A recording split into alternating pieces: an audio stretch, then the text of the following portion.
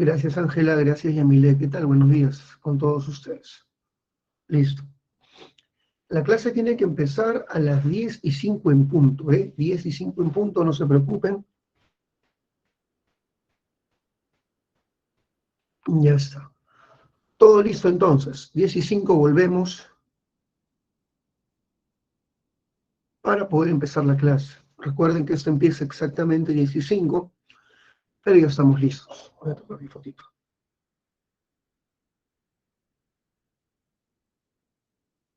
Hola, Clarita. ¿Cómo estás?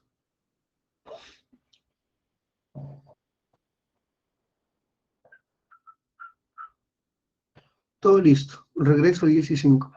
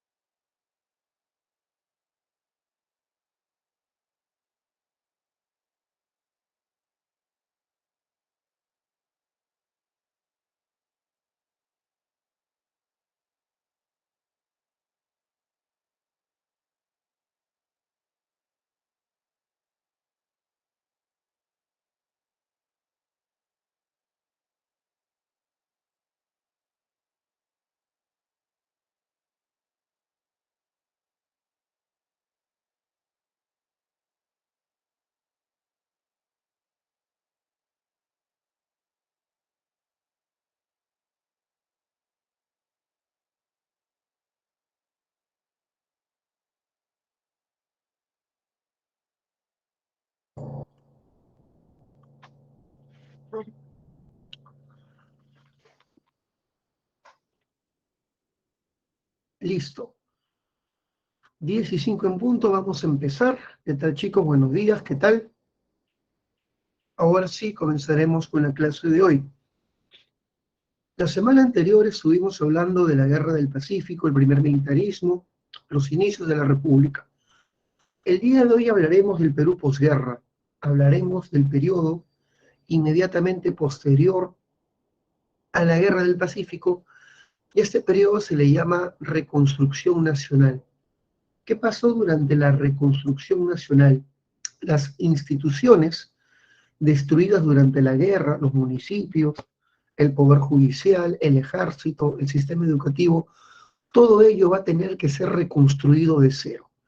Así que la reconstrucción nacional es el periodo donde se recomponen, donde se restituyen las instituciones públicas destruidas con el conflicto. Y es un periodo donde el Perú comienza su lenta y dolorosa recuperación económica. Te voy adelantando que el Perú, para reconstruirse, tuvo que recibir inyección del capital extranjero, y los capitales que van a permitir restaurar nuestra economía es el capital británico, básicamente una inyección fuerte del capital británico. Reconstrucción nacional es un periodo que se divide en dos momentos, dos coyunturas. La primera de ellas es el segundo militarismo, y luego viene el segundo gobierno de Piérola. Segundo militarismo y el segundo gobierno de Piérola. La PPT comienza con el segundo militarismo, forma parte de la reconstrucción nacional, y va del 83 a 1895. ¿Qué pasó en el segundo militarismo? La primera característica, como pueden darse cuenta, es la crisis del partido civil.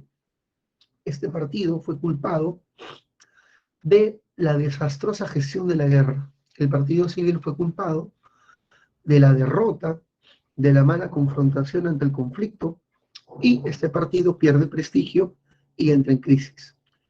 Ante la crisis del partido civil, sus militantes abandonan este partido y se van a otras tiendas políticas. Los que van a retomar el poder son los militares. Los militares retoman el control del Estado y reaparecen los caudillos. Los militares organizan su propio partido político y hablaremos del segundo partido político oficialmente surgido.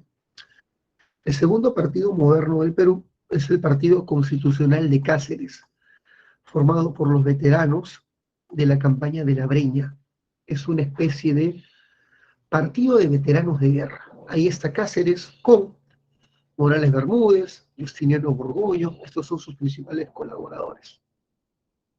El Partido Constitucional representa al sector militar, el partido de Cáceres. El Partido Demócrata es el partido de Piérola, y Piérola tiene como aliados a la élite de provincia, a estos grandes asentados de provincia conocidos como los gamonales. Repito, el Partido Demócrata es el partido de Piérola, que tiene como aliados a la élite provincial llamada los gamonales.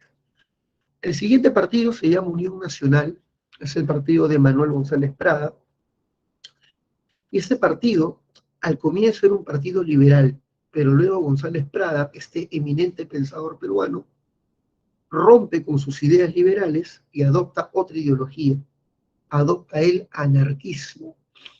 Y esa fue pregunta de examen de admisión. Prada desarrolló dos posturas ideológicas durante su vida. Al comienzo fue liberal y luego fue anarquista. Por si acaso, luego se vuelve anarquista. Muy bien. Con respecto a Prada, podemos decir que es el primer pensador político radical. Es el primer pensador radical de nuestra historia. Él criticó a las élites de la desastrosa campaña en la guerra y sostuvo que la nacionalidad peruana debía formarse a partir de lo indígena. Prada es considerado, apunta por favor, el primer indigenista. El primer indigenista. Muy bien. Una vez que hemos entendido esto, pasamos a la crisis económica agravada por la guerra. El Perú estaba en una crisis terrible, derivada de la guerra, se había destruido la infraestructura, ferrocarriles, puertos, haciendas, y el Perú pues está en recesión económica, y la guerra ha generado que el poder militar, el poder represivo del Estado desaparezca, y ha permitido que los campesinos comiencen insurrecciones contra los hacendados. Los campesinos culpan a los hacendados de haber pagado cupos durante la guerra a los chilenos. Los campesinos, formando montoneras, comienzan a asaltar las haciendas, culpándolas de traidoras, y comienzan a exigir la restitución de sus tierras despojadas. Así que hay sublevaciones populares, básicamente en este periodo. Ya está. Esas son las características del segundo militarismo. Pasamos ahora al gobierno de Iglesias. Hijo mío, se entendió las características, ¿no? Crisis del partido civil, ascenso de los caudillos, aparecen nuevos partidos políticos, Constitucional de Cáceres, Demócrata de Piérola, es un periodo de recesión económica y de múltiples sublevaciones populares. ¿Hasta ahí, chicos, vamos bien? Pregunto. ¿Vamos bien? Pregunto, ¿se está entendiendo? Muy bien. Ahora, Miguel Iglesias comienza su gobierno en 1883. Recuerda que este hombre peleó en la Guerra del Pacífico, pero al finalizar la guerra, él decide aceptar las condiciones chilenas con el famoso grito de Montán. Él firma la paz de Ancón y un consejo en Cajamarca lo reconoce como presidente y es nombrado presidente regenerador. Él quiere reconstruir el país. Y ciertamente él inició la reconstrucción del país. ¿Qué hizo Miguel Iglesias para reconstruir la patria. Primero, restituyó el sistema educativo. Los grandes centros culturales, destruidos por la guerra, fueron reaperturados, como por ejemplo San Marcos. También se reapertura el Colegio de Guadalupe. También se reapertura eh, la Biblioteca Nacional. Con respecto a la biblioteca había quedado saqueada durante la guerra. Los chilenos la habían convertido en una especie de caballeriza. Y de los casi 60.000 libros nos quedaba 600 y picos. Así que se había perdido todo el patrimonio. Se llama a un inminente político llamado Ricardo Palma, y Ricardo Palma reconstruirá la biblioteca sin presupuesto, aprovechando su fama internacional. Se lo nombra director de la biblioteca y este comienza a pedir donaciones a distintas personalidades de Europa y de Latinoamérica. Incluso el nuevo presidente de Chile, Domingo de Santa María, era su amigo de adolescencia, y devolvió algunos textos que el ejército chileno se había llevado pues a Santiago. ¿Cuántos libros logró recaudar Ricardo Palma en esta campaña de donaciones? 27.000. Y de esta manera la biblioteca se reconstituyó. De ahí que a Ricardo Palma se le llame el bibliotecario mendigo, ¿no? Por la reconstrucción sin fondos, en base a donaciones. Él creó la segunda Biblioteca Nacional, la segunda. Recuerda que la primera, la que fue saqueada, fue creada por San Martín, ¿no? Durante el protectorado. Muy bien. Sin embargo, Miguel Iglesias es famoso por restituir el tributo indígena. No hay dinero, y si no hay dinero, pues el Estado no tiene presupuesto, así que el Estado decide restablecer el tributo. Sí, el tributo anulado por Castilla lo restituye Iglesias. Esto generó grandes sublevaciones populares, múltiples sublevaciones campesinas, siendo la más fuerte la que estalló en Ancash, la rebelión de Atusparia.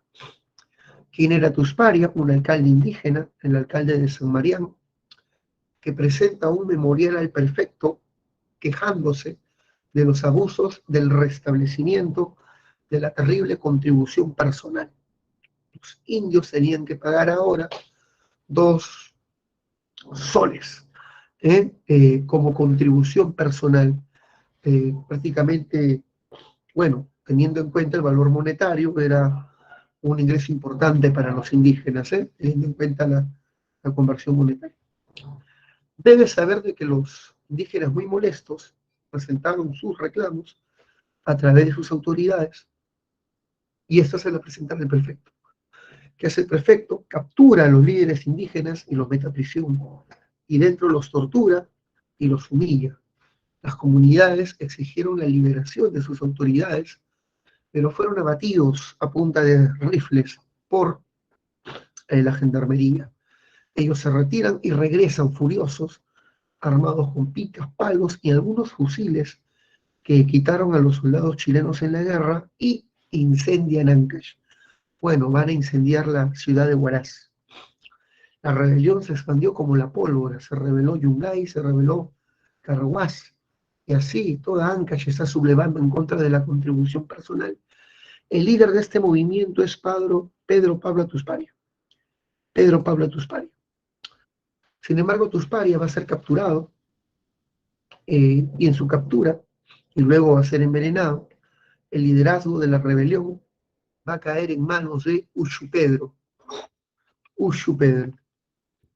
Este hombre no era autoridad, era un minero, y este hombre, Uchu Pedro, radicaliza esta sublevación y la convierte en una guerra de razas. Lo que era una rebelión antifiscal se convierte en una guerra de razas. ¿Qué significa? Que él comenzó a masacrar a la población de ascendencia europea en diversas ciudades del departamento, solamente aceptaba indígenas quechohablantes en sus tropas, y las poblaciones de extranjeros que habitaban la región formaron sus propios contingentes militares para defenderse de las turbas indígenas. Comenzó una guerra de razas. Sin embargo, Uchu Pedro va a ser finalmente vencido cuando Cáceres llega al poder, va a ser capturado y fusilado por todas las muertes que causó en la región. Muy bien. Esa fue la rebelión de Huaraz. Sin embargo, estamos listos para una guerra civil. Miguel Iglesias se enfrenta a Cáceres. Cáceres no reconoce su gobierno porque Iglesias llegó al poder con apoyo chileno. Recordemos que son los chilenos los que reconocen su mandato. Recordemos que él firmó la paz de Ancón, cediendo territorios a Chile, y Cáceres no lo acepta. Así que Cáceres inicia una insurrección contra Iglesias. Cáceres tiene su principal contingente militar en la Sierra Central y ahí ha formado un ejército considerable e Iglesias envía a su mejor general para aplastarlo, al general Relaize. Este llega a la zona y comienza una gran batalla llamada la batalla de Huaripampa. Huaripampa. Sin embargo, esta batalla era una maniobra de distracción.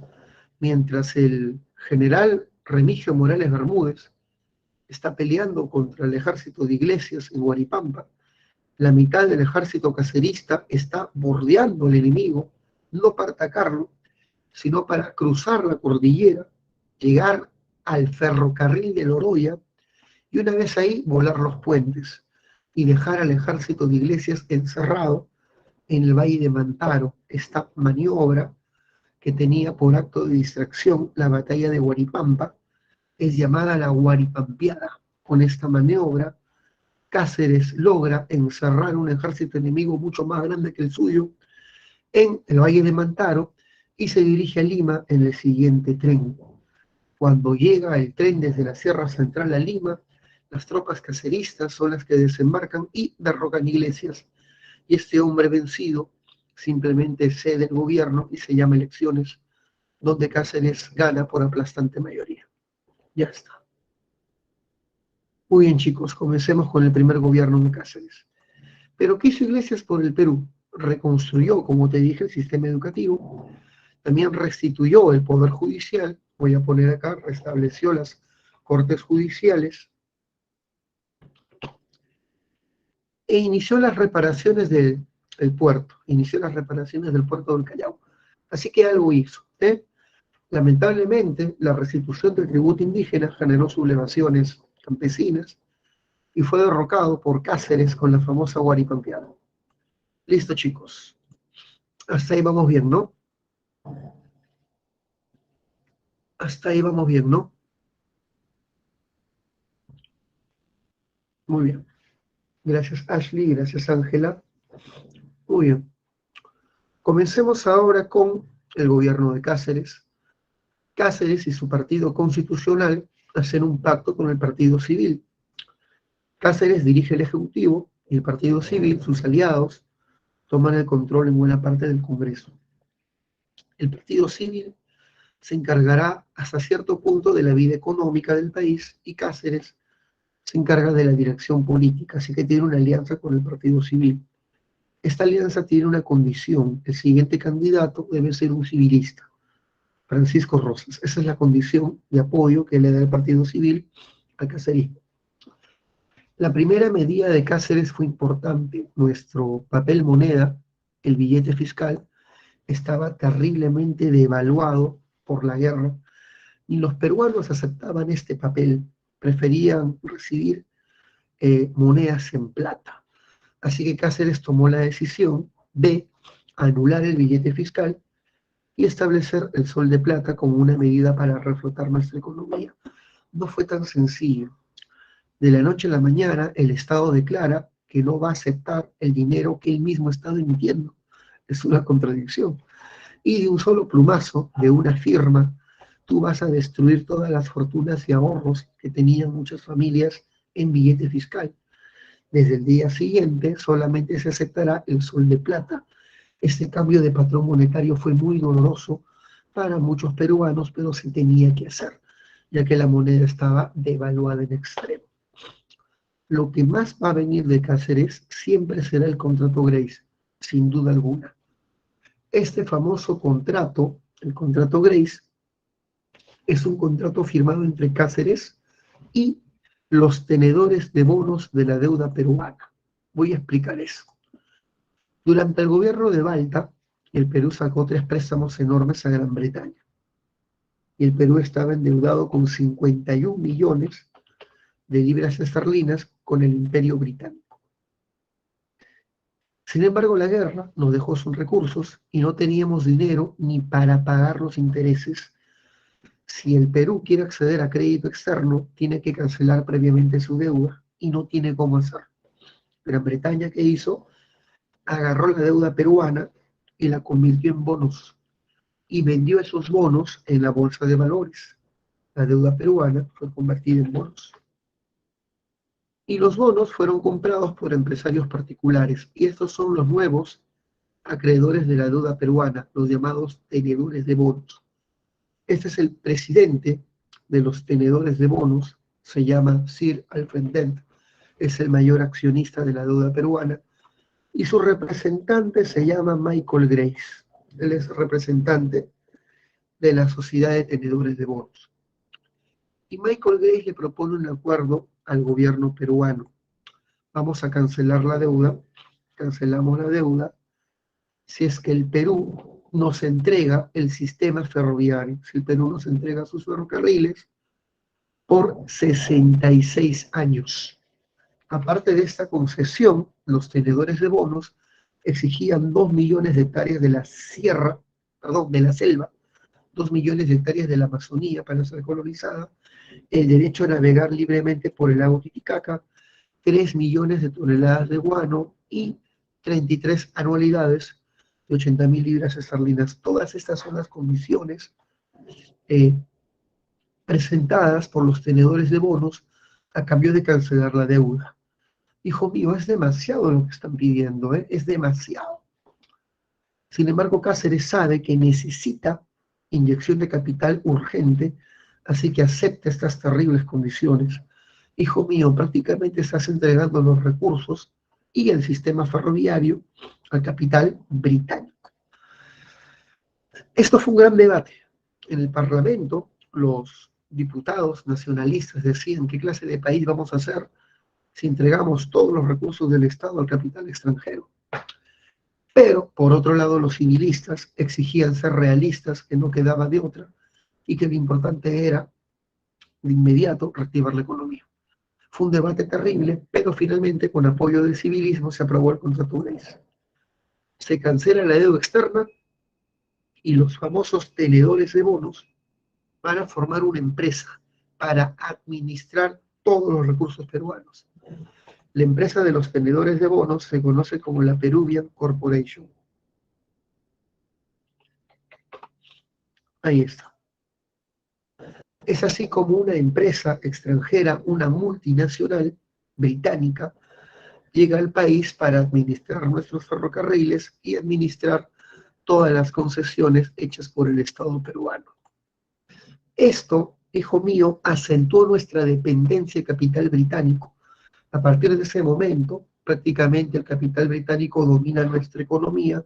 Lo importante es que llegan nuevas inversiones.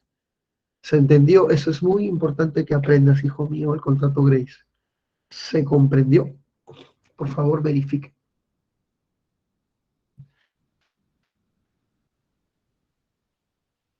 Por favor, verifiquen si se comprendió el contrato Grace, que es muy importante. Para decirlo de manera sencilla, Linoer, el contrato Grace es un contrato entre el Perú y los tenedores de bonos de la deuda peruana, entre el Perú y los tenedores de bonos. Con este contrato se cancela la deuda externa a cambio de que el Perú entrega a los tenedores los ferrocarriles por 66 años y una serie de concesiones que están acá. El Perú entrega sus ferrocarriles, entrega 2 millones de hectáreas de la Amazonía, el derecho a navegar por el lago Titicaca, entre otras cosas. A cambio de eso se cancela la deuda. Pregunto, ¿esto fue terrible? Sí, porque el Perú entrega sus recursos al capital extranjero, pero a cambio de eso llegan nuevas inversiones. ¿Ya? Eso es importante. Eso tienen que manejarlo sí o sí. Bien. Una vez que hemos entendido esto, Cáceres estableció las juntas departamentales. ¿Qué es una junta departamental? Es un organismo del Estado establecido en cada departamento para que cada departamento gane autonomía presupuestal. Es decir, cada departamento va a poder cobrar sus propios tributos y va a poder gerenciar su propio gasto. Cáceres se dio cuenta que una de las causas de la pobreza en provincias era el excesivo centralismo, mucho centralismo. Las provincias estaban abandonadas, así que Cáceres decidió darle a las provincias autonomía fiscal, el derecho para cobrar sus propios impuestos y crear su propio presupuesto de gasto. Así que las juntas departamentales son un organismo que promovía lo que llamamos la descentralización tributaria, la descentralización fiscal. Eso debe estar en tu cabeza. Muy bien, listo. Por último, al finalizar su gobierno, se firma el tratado García Herrera con Ecuador. Perú y Ecuador no tenían una frontera definida, así que ambos países deciden llamar a un país árbitro, España, y viene España. España va a dividir y establecer la frontera. Y España no hace una frontera de acuerdo a las demandas de ambos países, sino que establece una demarcación salomónica, mitad-mitad, y eso no le gustó a ningún país. Así que tanto Perú como Ecuador no aceptan la solución española y ambos países se ponen a pie de guerra. Digamos que este tratado fue el tratado que crea toda la problemática para los conflictos con Ecuador que se van a dar en el futuro. ¿Ya? Muy bien, el tratado García Herrera. Ya está. Entonces, hijo mío, ahí está todo lo del gobierno de Cáceres.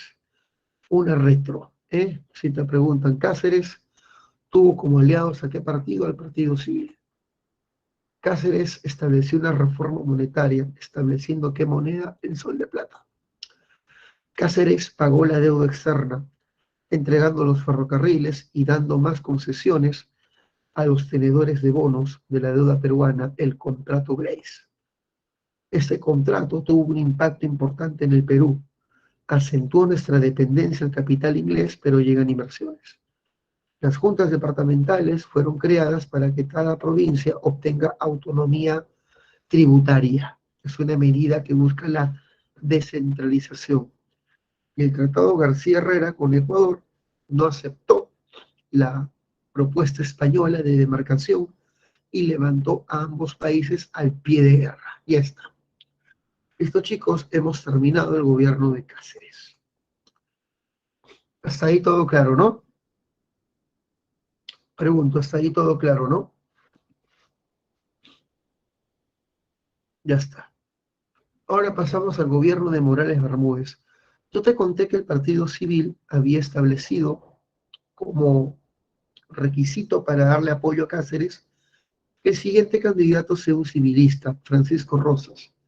Pero Cáceres incumplió su promesa y presentó como candidato a Remigio Morales Bermúdez, su mano derecha. Debes saber que Bermúdez gobernará durante 4 años y el Partido Civil dejó de ser aliado y se pasa a la oposición en el Parlamento.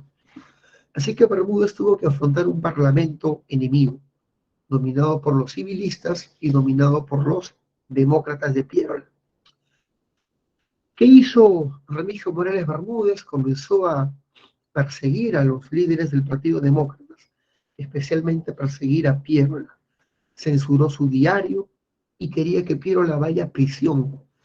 A Piérola se lo acusó de ejercer el gobierno de manera ilegal, de manera espuria, durante la Guerra del Pacífico. Se lo culpó por el golpe, se lo llevó a juicio por la dictadura del 79 y Piérola fue condenado a prisión. Sin embargo, gracias a sus amistades, Piérola pudo escapar y refugiarse en Europa. Para poder contener las terribles persecuciones que el Estado hacía contra los del Partido Demócrata, el Congreso aprobó la ley de habeas corpus. Esta famosa ley prohíbe los arrestos arbitrarios. Es una ley que defiende al individuo frente al poder político de turno en cuanto a generar prisiones arbitrarias. Durante este gobierno se terminó de construir el ferrocarril central. En la construcción del ferrocarril hubieron grandes problemas porque mucha gente moría de una extraña enfermedad llamada la fiebre de Loroya. Había un famoso médico que está aquí, Daniel Alcides Carreón, era estudiante de medicina en San Marcos, y él tenía una tesis de que la fiebre de Loroya y la verruga peruana eran la misma enfermedad.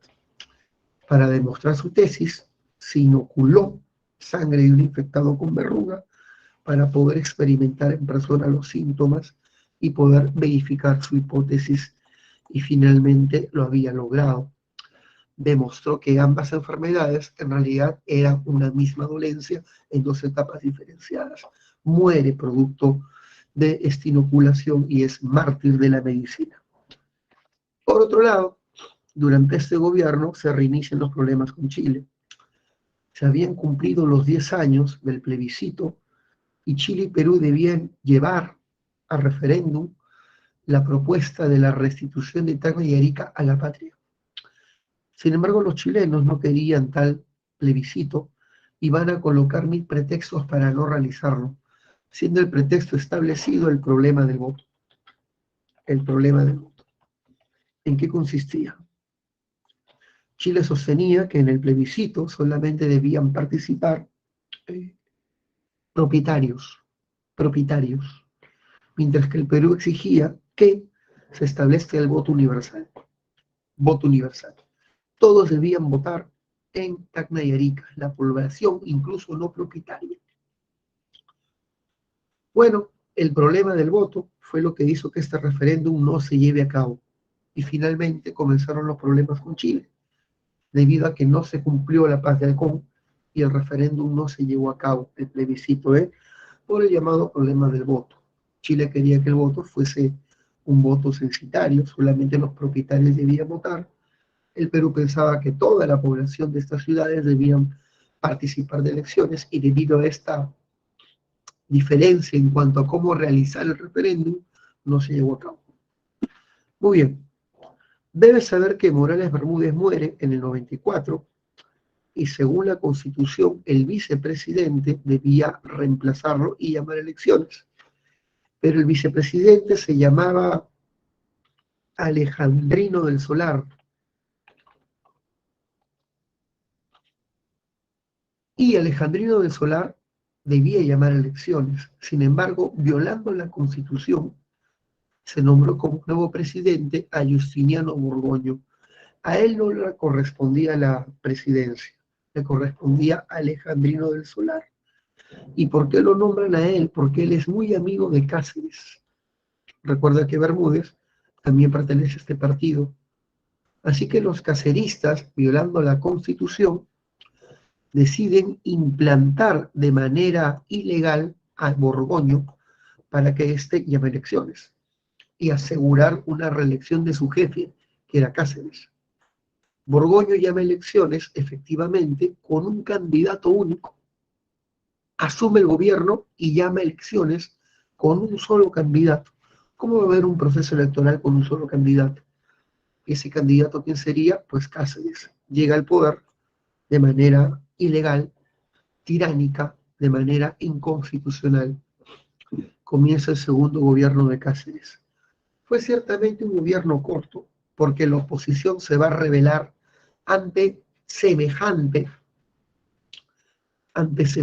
despojo.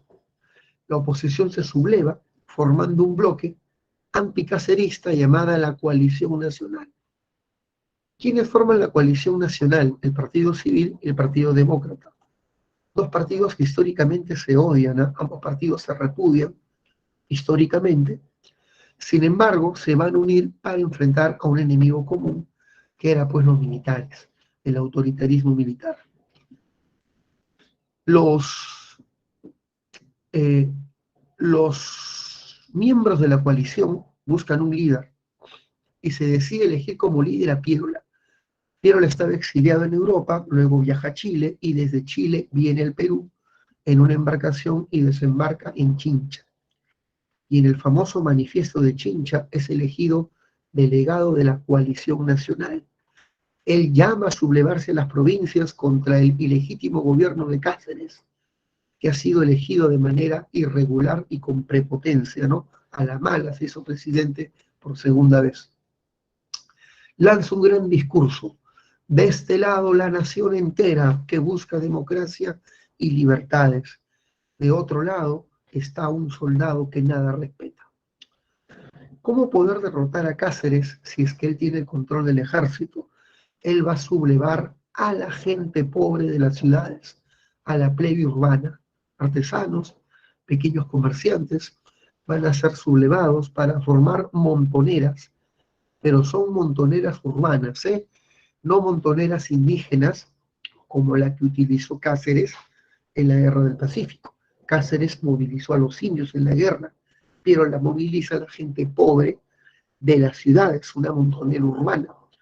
Y comienzan a darse sublevaciones en distintas partes del país, en Piura, en Tarma, en Puno. Las autoridades caceristas son derrocadas y estas montoneras se acercan directamente hacia Lima. Ingresan a Lima en el 95 y ahí está Piérola ingresando a Lima por la calle de Cocharcas. Actualmente esta calle tiene su nombre y se llama Avenida Nicolás de Piérola. Avanzan y llegan hasta la Avenida Bancay, donde van a formar su fuerte militar en la Plaza del Teatro. Cáceres ha decidido atrincherarse en Palacio de Gobierno, en la Plaza de Armas, y ha mandado a traer 2 metralladoras modernas y colocarlas en las torres de la catedral. Y comienza la guerra civil del 95 entre la coalición nacional, la Alianza Civilista Demócrata versus los constitucionales de Cáceres. Fue una masacre, más de 1000 muertos y 2000 heridos. Es más, había tanto cadáver en las calles de Lima y era verano, que el calor hizo que los cuerpos se pudran y se forma una especie de miasma de olores terribles que generaron una ola epidémica en la ciudad.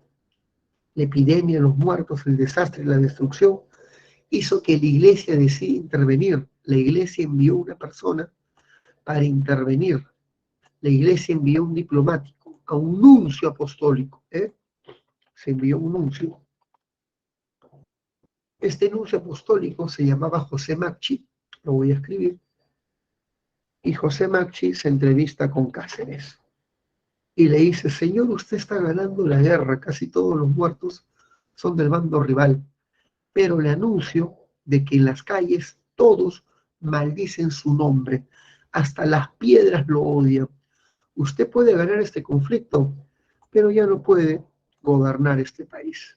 Cáceres entiende que su tiempo ha terminado y decide abdicar, renunciar. Se crea una junta de gobierno presidida por Candamo y Candamo llama elecciones donde Piérola arrasa brutalmente. Fue en esta coyuntura, llamada la coalición nacional, que a Piérola se le empezó a dar un sobrenombre, se le empezó a llamar el Califa. Piérola el Califa. Entre los participantes de estas insurrecciones destaca este caudillo civil llamado Augusto Durán. Él rebeló toda la zona de Huánuco contra Cáceres y en el año de 1902 formaron un partido llamado el Partido Liberal. Entonces, hijo mío, hemos visto muchos partidos nuevos que han surgido en esta coyuntura. El partido de Cáceres, el Constitucional, el partido de Piérola, el Demócrata, Unión Nacional de Manuel González Prada y el Partido Liberal que aparece en 1902. Nuevas fuerzas políticas están surgiendo. Listo. Llegaríamos al segundo gobierno de Piérola, el Califa. Hasta ahí se va comprendiendo. ¿Vamos bien? Hasta ahí, chicos. ¿Vamos bien? Pregunto.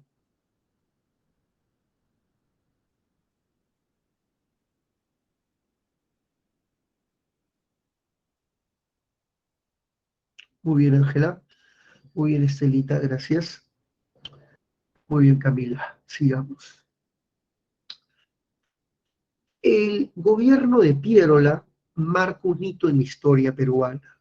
Realmente hablando, Piérola tuvo 2 gobiernos.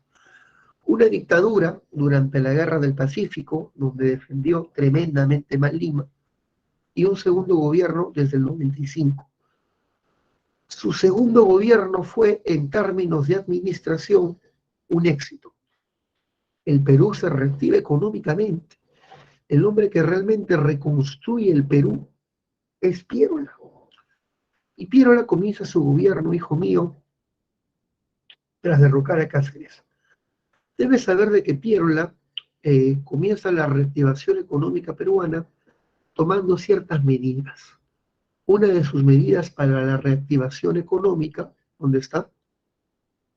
Fue implantar un nuevo modelo de crecimiento por exportaciones. El Perú va a crecer exportando materias primas a Europa. Y a diferencia del modelo anterior, el del guano y del salitre, el Perú no se va a especializar en un tipo de producto, fertilizantes, no. El Perú va a diversificar sus exportaciones. Durante el gobierno de Piérola se inició la explotación del petróleo, se inició la explotación del caucho, se reactiva la industria azucarera en las haciendas, se inicia la explotación del algodón, de lanas y minerales. Así que, hijo mío, el gobierno de Piérola fue un éxito en términos de ingresos para el Estado por la implantación de este modelo de crecimiento por exportación de materias primas. Pero eso sí, materias primas diversificadas. Reactivación económica en base a una diversificación de exportaciones, por si acaso. Durante su gobierno se dan dos boom, el boom del caucho y el boom del azúcar. El caucho era requerido en Europa y en Norteamérica para la producción de neumáticos, con la segunda revolución industrial. Las zonas que más caucho tenían en el mundo en esa época eran Indochina y la Amazonía. Las zonas caucheras en nuestro país eran dos, básicamente Loreto y Madre de Dios. La zona más rica de caucho era Putumayo, y en esa época el Perú tenía caucho en la zona de Purus y Yurúa. Estas eran nuestras zonas más caucheras. ¿Quiénes explotaban el caucho? Empresarios particulares. En la zona de Loreto teníamos a César Arana y en la zona de Madre de Dios a Fermín Fiscarral. El problema es que no había mano de obra para explotar el caucho, así que estos empresarios iniciaron expediciones para capturar nativos y esclavizarlos y obligarlos a extraer caucho. Estas expediciones para esclavizar nativos amazónicos se llamaban las correrías. Acá tenemos una imagen terrible de la esclavitud de los nativos de la región. ¿Por qué el Estado permitía esto? El Estado no lo permitía. Lo que pasa es que el Estado no tenía presencia en estas zonas tan alejadas. Así que los nativos fueron esclavizados. Se les obligaba a traer caucho. Si no cumplían con la cuota, se les molía las espaldas a puntas de latigazos. A los que intentaban escapar, les cortaban las manos o les cortaban los brazos a manera de represalia y aviso para el resto de de los nativos.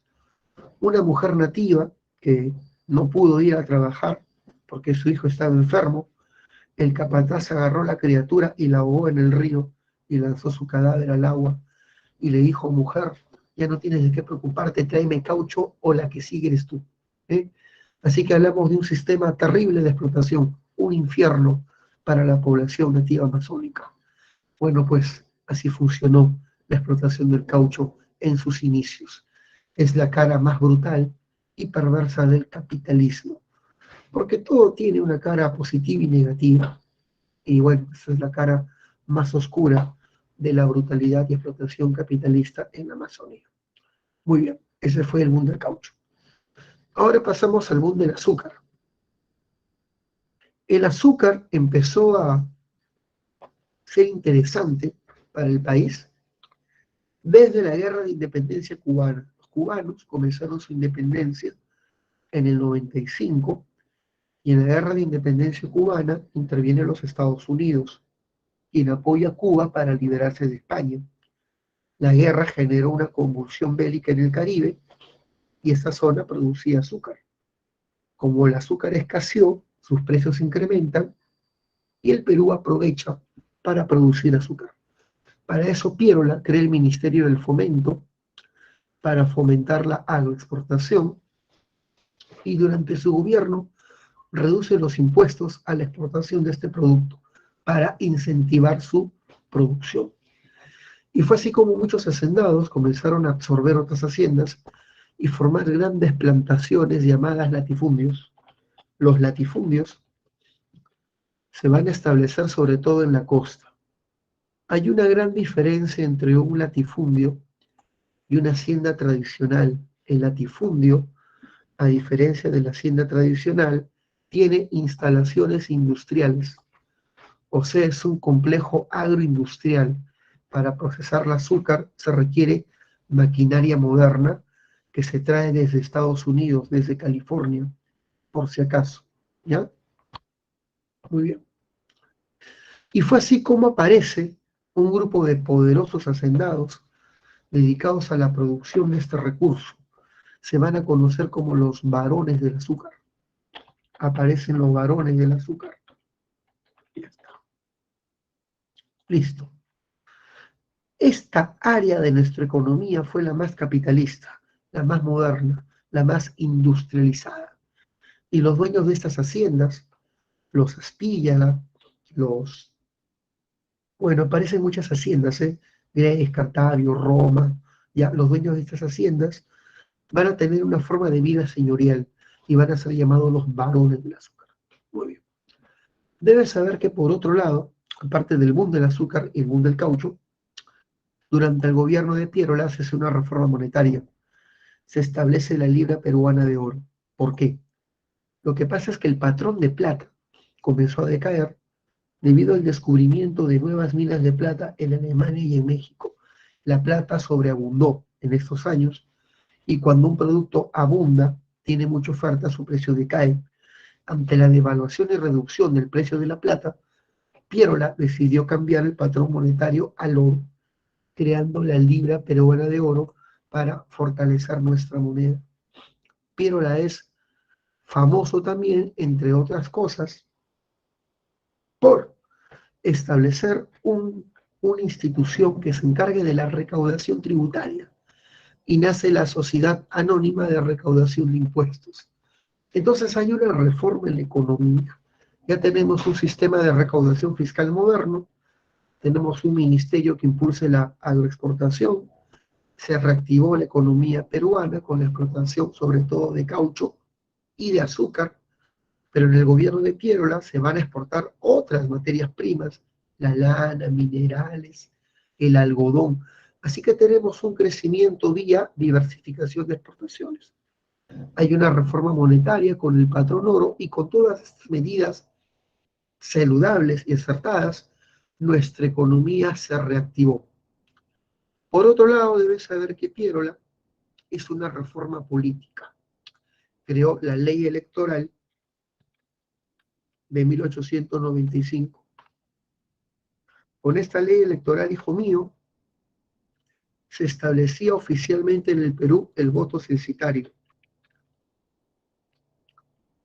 ¿Qué significa voto censitario? Lo que hace un momento expliqué. El voto censitario implica que solamente los propietarios y alfabetos pueden votar. Con esta medida se restringió el universo de votantes de una manera tremenda. Solamente podían votar 3.000 personas bajo este modelo, cuando nuestra población era casi de 3 millones.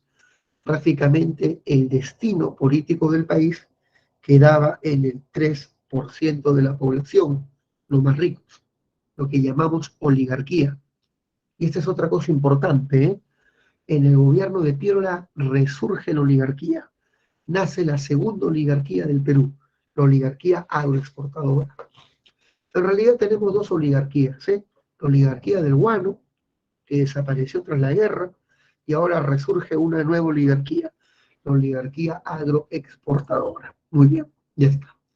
Se dice que Piérola sentó las bases para que la oligarquía tome el poder y controle el Estado. Sentó las bases de un periodo llamado República Aristocrática, y esa ha sido pregunta de examen de admisión. ¿Qué significado tiene Piérola en nuestra historia? Su gobierno es un gobierno de transición hacia la República Aristocrática, hacia el Estado oligárquico. Y San Marcos planteó la respuesta a su pregunta de la siguiente manera. Piérola representa el nexo entre el segundo militarismo y la república aristocrática. Repito, es el nexo entre el segundo militarismo y la república aristocrática. Ya está.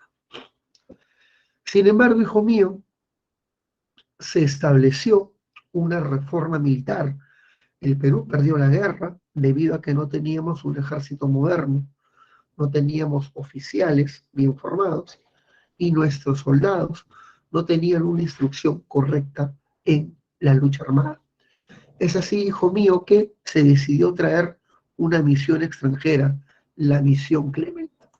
Esta famosa misión vino al Perú para implantar una reforma militar. Y una de las propuestas de Clement fue la creación de la Escuela Militar de Chorrillos para formar oficiales y la implantación del servicio militar obligatorio. De esta manera, la población estaba obligada a realizar un servicio militar y así reforzar su sentimiento patrio y nacionalista en la defensa del país. Este fue el segundo gobierno de Piérola. Podemos decir que en esta época, hijo mío, llegan nuevos migrantes, los japoneses. Sí, la migración japonesa llega en el 99, vienen los primeros japoneses, 790, vienen en un barquito llamado el Morioka, pero la migración japonesa fue completamente distinta a la migración china. Los chinos coolies van a ser explotados y semi-esclavizados, los peones japoneses no. Estos peones trabajaban en las haciendas con un salario razonable, no hubo abusos contra ellos debido a que su gobierno los protegía. Su gobierno generó muchas mejores condiciones para estos peones japoneses de los que tuvieron pues los peones chinos. Es una migración en mejores condiciones. La japonesa. Muy bien, ya está. Listo, chicos, ¿se comprendió? Pregunto, ¿vamos bien? ¿Vamos bien, chicos? Verifiquen, por favor, si es que estamos comprendiendo. Muy bien, Angelita. ¿Quién más está comprendiendo, chicos? Si por ahí tienen alguna duda, avisen, por favor.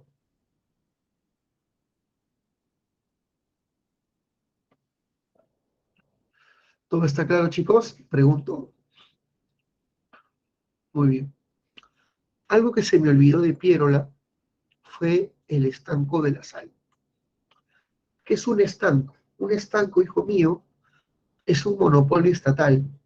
El Estado anuncia que venderá de manera exclusiva un producto. A partir de ese momento, la sal solamente puede ser comercializada por el Estado. Esto generó muchas protestas campesinas, sobre todo en un pueblo que vivía del comercio de la sal, el pueblo de la mar en Ayacucho. Ellos se van a sublevar atacando Huanta y matando a las autoridades de la zona por prohibir el comercio de la sal. Bueno, el gobierno de Piérola decidió aplastar la insurrección de la mar, enviando a un coronel llamado Óscar R. Benavides. Este hombre llega y aplasta a los campesinos quienes se habían rebelado en esta región de la Sierra Sur.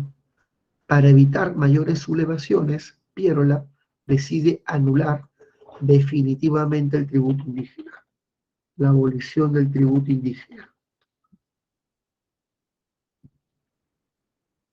El tributo indígena fue abolido de manera definitiva para evitar más insurrecciones.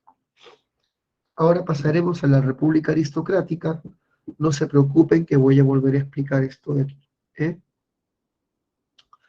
Listo, pasamos a la República Aristocrática, que básicamente es hablar del Perú a inicios del siglo XX. Es hablar del Perú a inicios del siglo XX. Así que mucha atención. A ver. Pero hasta ahí, chicos, ¿alguna pregunta? ¿Vamos bien? ¿Todo está claro? Pregunto. Creo que sí, ¿no? Todo está muy fácil. En realidad sí. La República Aristocrática es básicamente hablar del Perú a inicios del siglo XX. A inicios del siglo XX, la oligarquía, un grupo de familias pudientes y muy influyentes, van a tomar el control del Estado y van a acaparar las instituciones públicas hasta convertirse en los virtuales dueños del país. Así que la república aristocrática es el Estado oligárquico, el Estado dominado por la oligarquía, esta reducida agrupación de familias pudientes. La oligarquía estaba representada por un partido que era el Partido Civil. Recuerda que este partido tomó el poder en el año de 1872. Manuel Pardo, su fundador, implantó un periodo llamado primer civilismo, pero con la Guerra del Pacífico, el partido culpado de la desastrosa defensa pierde prestigio. Sin embargo, el Partido Civil se fortalece y recupera el poder en el siglo XX. Por eso es que este periodo es llamado el segundo civilismo. El Partido Civil vuelve a tomar las riendas del Estado, el segundo civilismo. Debes saber de que la oligarquía ciertamente gobernó a espalda de las grandes mayorías. Le importaban los negocios, la explotación, enriquecerse, pero no escucharon las grandes demandas campesinas, obreras y de la clase media. Las grandes mayorías fueron marginadas durante su régimen. Aquí está. Predominio de la oligarquía sobre las grandes mayorías, excluyendo a la clase media. ¿Qué quería la clase media? El acceso a cargos públicos. La clase media quería participar de la administración del Estado, pero la oligarquía la neutralizó y no permitió dicho evento. ¿Qué pedían los obreros? Los obreros pedían leyes laborales, sobre todo ley de las 8 horas, medida a la que la oligarquía se oponía fehacientemente. La oligarquía era reacia a crear leyes obreras. Los campesinos pedían sobre todo el respeto por sus tierras, pero lamentablemente los campesinos eran despojados de sus propiedades por los hacendados de provincia. ¿Cómo se llamaban los hacendados de provincia? Gamonales. El gamonalismo. Repito, un gamonal es un hacendado ganadero de provincia, dedicado básicamente a la producción de lana. Los gamonales viven aquí. Los gamonales se concentran en la Sierra Sur, se encargan de producir lanas para el mercado extranjero y sus haciendas no son tecnificadas, son haciendas enormes y atrasadas. Las haciendas de los gamonales se incrementan usurpando pastos naturales a las comunidades. Así que hay un conflicto entre los gamonales y las comunidades. Como los gamonales suelen ser prefectos, tenientes alcaldes, suelen ser subprefectos, suelen ser autoridad, usurpan las tierras con completa impunidad y las comunidades son despojadas de sus pastos naturales. Así que durante la República Aristocrática el Estado le dio la espalda a las demandas de las grandes mayorías. Por si acaso. Ahora hablemos, aquí está, pues no, mira, exclusión política de la clase media, proletariado y campo. ¿Qué quería la clase media? El ingreso a la administración. No se le permitió. El proletariado quería leyes laborales y la oligarquía se oponía a eso. El campesinado era despojado de sus tierras por los gamonales. Ya está. En esta época, hijo mío, la economía funcionaba en torno al modelo creado por Pierola. Teníamos una economía basada en la diversificación de exportaciones. Pero ¿qué parte de nuestra economía, qué área de la economía era la más rentable? La agroexportación, sin duda alguna. Los productos que permitieron la reconstrucción económica del país fueron el azúcar y el algodón. El azúcar y el algodón. Así que hablamos de una economía con predominio del sector agroexportador. Ya está. Debes saber de que los obreros, a finales del siglo XIX, forman su primer sindicato. ¿Cómo se llamó el primer sindicato obrero? La FOPEP. ¿Qué significa eso? Federación de Obreros, Panaderos, Estrella del Perú. Voy a repetir, Federación de Obreros, Panaderos, Estrella del Perú. Ellos van a iniciar la lucha obrera, realizan la primera huelga en la zona del Callao, comienzan las primeras grandes demandas, y su principal gran demanda fue la lucha por las 8 horas. Los obreros van a adoptar ideologías de lucha, siendo la primera ideología adoptada por este grupo el anarquismo. A ver, y yo te pregunto, si los obreros adaptan el anarquismo, ¿qué intelectual tuvo mucha influencia sobre ellos? A ver, escriba, ¿qué intelectual influenció mucho sobre el naciente movimiento obrero? ¿Qué intelectual introdujo las ideas anárquicas al país?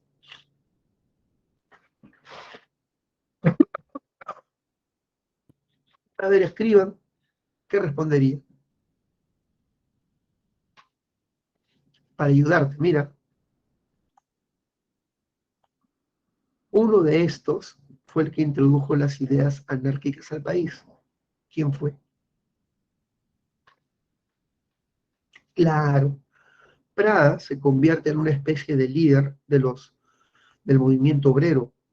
Prada dio un famoso discurso celebrando la muerte de un líder obrero muerto durante la huelga, un tal Aliaga. Y Prada comienza a escribir panfletos anunciando una alianza entre los trabajadores y los intelectuales. Los trabajadores adoptan el pensamiento de Prada y lo combinan con su acción sindical, surgiendo el llamado anarcosindicalismo.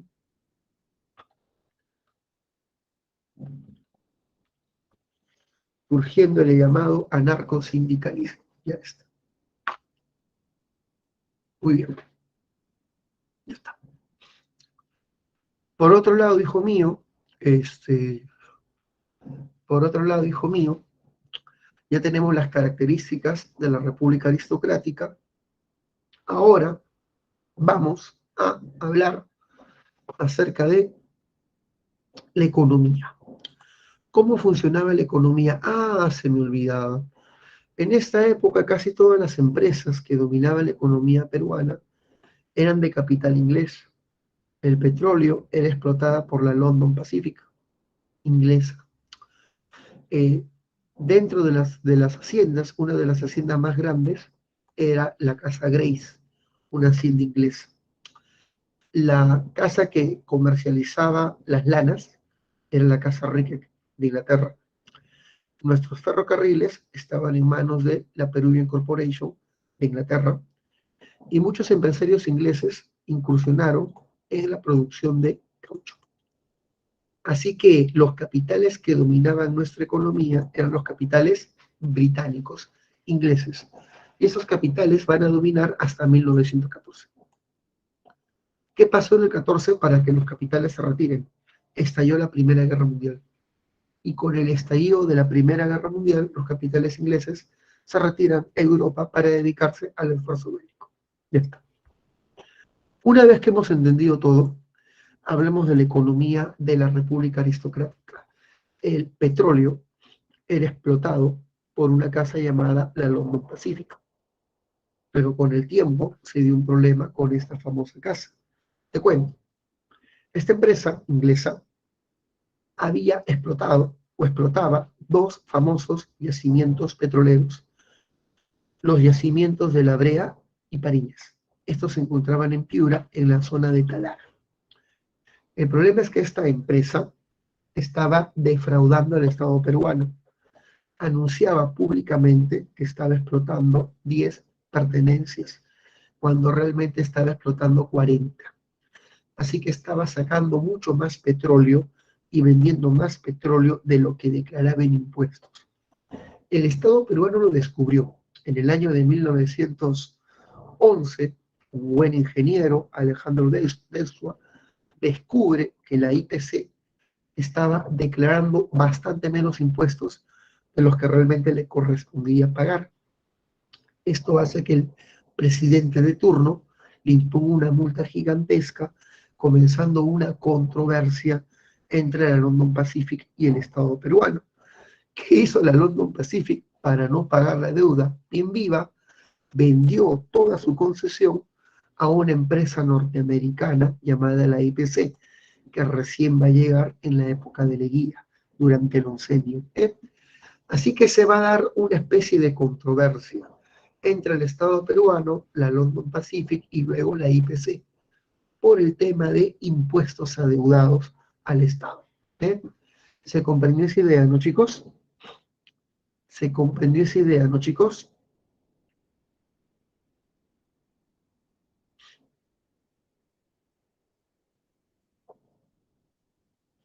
Vamos bien, chicos, por favor, verifiquen. Y si quieren que repitan, pase la voz. Pase la voz para repetir. Ya, listo. Por otro lado, debes saber de que las haciendas de azúcar, como Casagrande, Cartavio, Roma, Grace, Cayaltí, requerían mano de obra. Como los chinos habían terminado sus contratos y los chinos se van a dedicar al pequeño comercio, los japoneses fueron la mano de obra utilizada por estas haciendas, pero aún así los japoneses eran una mano de obra disminuida y escasa. Así que se decidió restablecer una forma colonial para poder obtener mano de obra y fue el famoso sistema de enganche. De enganche. ¿Cómo funciona el sistema de enganche? El enganche es un sistema... El enganche es un sistema de reclutamiento colonial en la que se busca endeudar al indio para hacerlo trabajar en ciertas empresas y así cancelar su deuda.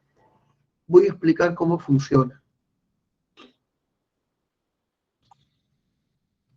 Están escuchando todo el ruido que hay. Estoy así recontra traumado porque están, acá a un lado están con el taladro, ¡plá! Y están cortando fierro, ¡plá! Y bueno, tal vez no lo escuchen ustedes, pero acá sí se siente. Acá se siente fuerte. Y estoy así que con la cabeza así, oh, muy bien. Bueno, ya. Sigamos. A ver, un ratito, voy a ver qué puedo hacer para cerrar ese ruido.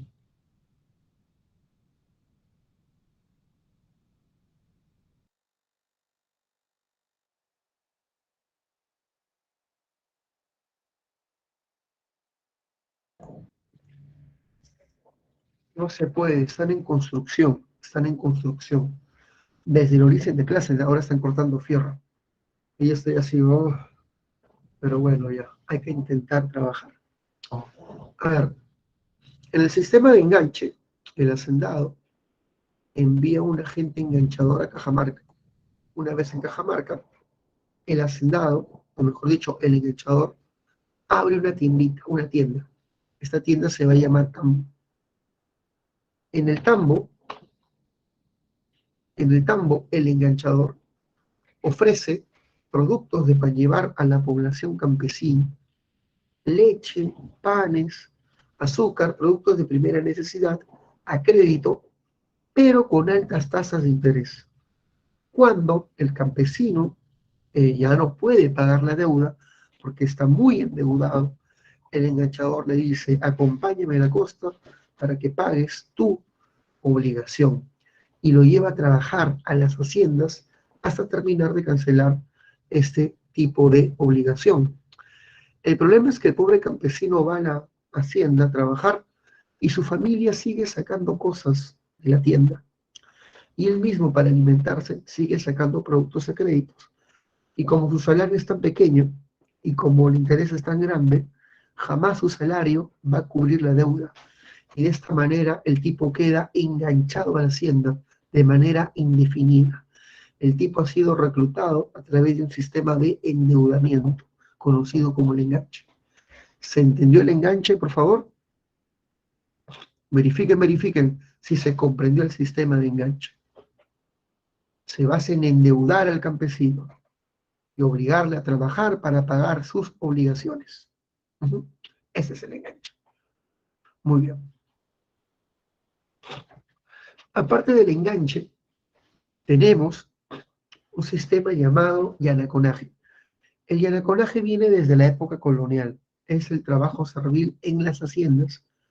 El yanacona es el peón que trabaja en la hacienda y va a trabajar en toda la plantación del hacendado a cambio de recibir una pequeña parcela. recibe una pequeña parcela y tiene que trabajar en toda la plantación del hacendado sin recibir salario. Se parece mucho al trabajo servil de la época feudal, donde un siervo recibía un manso a cambio de pagar, a cambio de hacer trabajos gratuitos en las tierras del Señor. Repito, el yanaconaje es lo que llamamos el trabajo servil en las haciendas. Es el peón que no recibe salario, recibe una parcela y a cambio de ello tiene que trabajar en toda la plantación. ¿Eh? Básicamente es la segunda forma de reclutamiento y es la forma perfecta para el trabajo de las haciendas de algodón. Muy bien, ya está. Listo, chicos, ahí tenemos básicamente estos sistemas de reclutamiento laboral. En cuanto a los minerales van a ser explotados sobre todo en la Sierra Central. La compañía más importante que vino a extraer cobre se llamó la Cerro de Pasco Mining Company. Esta empresa dominó y absorbió a todas las compañías de la zona, creando un monopolio minero impresionante en la Sierra Central. En la Sierra Sur se producían lanas en las haciendas de los canales. La casa encargada de comprar y comercializar esta lana en los mercados externos se conocía como la casa Ricketts, que es una casa inglesa. Ya está.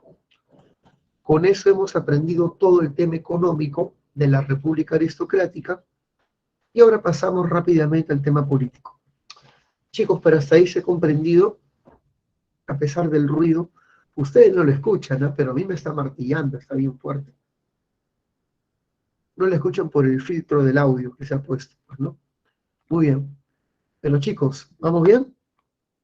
¿Se entendió lo que es el yanaconaje, el enganche, las correrías? Muy bien.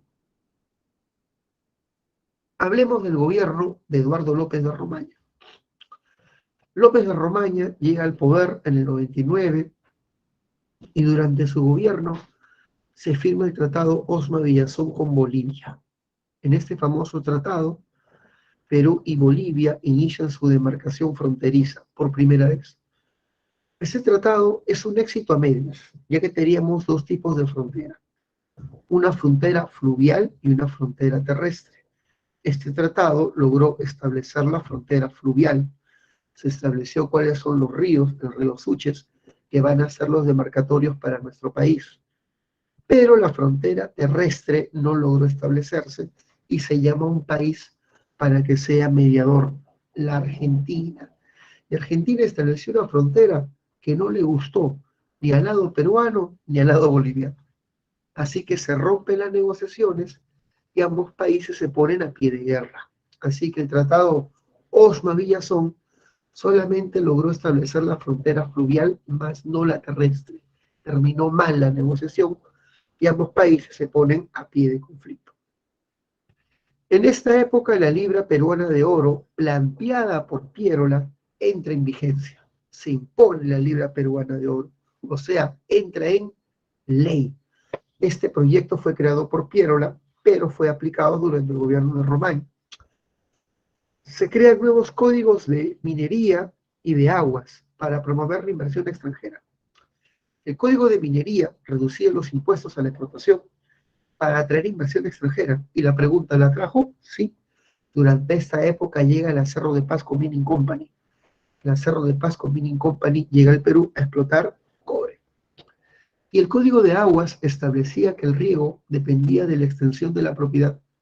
Este Código de Aguas priorizaba la irrigación de la gran propiedad por encima de la mediana y de la baja propiedad. Así que este código de agua fue creado para poder priorizar el riego de las grandes haciendas, propiedad de los oligarcas. La oligarquía con este sistema de códigos obtuvo los beneficios para la irrigación de sus grandes haciendas. Ya está. Estas son las propuestas de López de Romaña. Las expliqué rápidamente. Les repito ya. Tratado Osma-Villazón con Bolivia, facilitó. La libra peruana se impuso, entró en vigencia, facilitó. El Código de Minería atrajo la inversión extranjera, llega al Cerro de Pasco Mining Company, facilitó, y el Código de Aguas benefició sobre todo a la oligarquía porque reglamentaba el riego de acuerdo al tamaño de la propiedad. Ya está. Y las grandes haciendas y los difundios quedaron beneficiados con esta medida. Este es el gobierno de López de Romaña. Tras su gobierno asciende al poder Manuel Candamo del Partido Civil.